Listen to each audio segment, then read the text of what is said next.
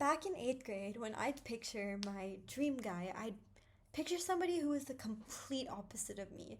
Somebody super objective, somebody whose mind didn't wander, daydream, somebody who is here on earth.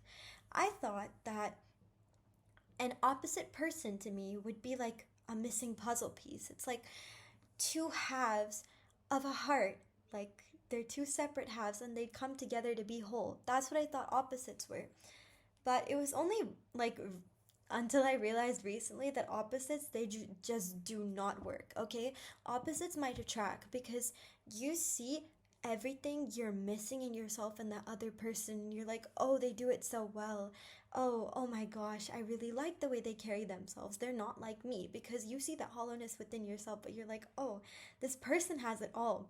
But once you actually get to talking to this opposite person, you realize that there is no connection because you guys are so different from one another. The thing about opposites is they attract, but they do not sustain, all right? Basically, you can't expect somebody who doesn't think like you to understand you. It's really, really unrealistic unless you're talking to like a therapist, okay? Um, to an extent, if you're looking to be understood and genuinely wholeheartedly loved, you need somebody who thinks like you because that's like the basis of human connection. Like, if person A thinks like person B, they'd both be able to understand each other's viewpoints and outlook on life. So if you're looking for anything long term, you need somebody who thinks similarly to you.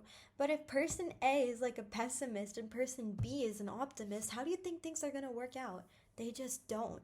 Opposites aren't two halves of a heart. You do realize that the other half of the heart has to be coming from the heart in the first place, right? You need to be able to think alike. That's why you guys form one heart. I mean, it took me so much of like experience and like dealing with so many different types of personalities and being hurt by these types of personalities for me to realize that at the end of the day, having somebody who's similar to you is so important because understanding the way you think above everything is like the most important part of any sort of relationship. And you're going to end up over explaining yourself or you're going to end up fighting all the time if you don't understand yourself each other. And understanding comes from that basic viewpoint of thinking alike. That's why opposites may attract but they do not sustain. Similar people will always sustain. I mean, yeah, I have been friends with people who were like the complete opposite of me, and it was not great. I ended up really hurt because no matter how much you want to make things work, sometimes they just won't work because you both of you need to be able to get each other to like a really, really large extent, and that's only going to happen if you think similarly.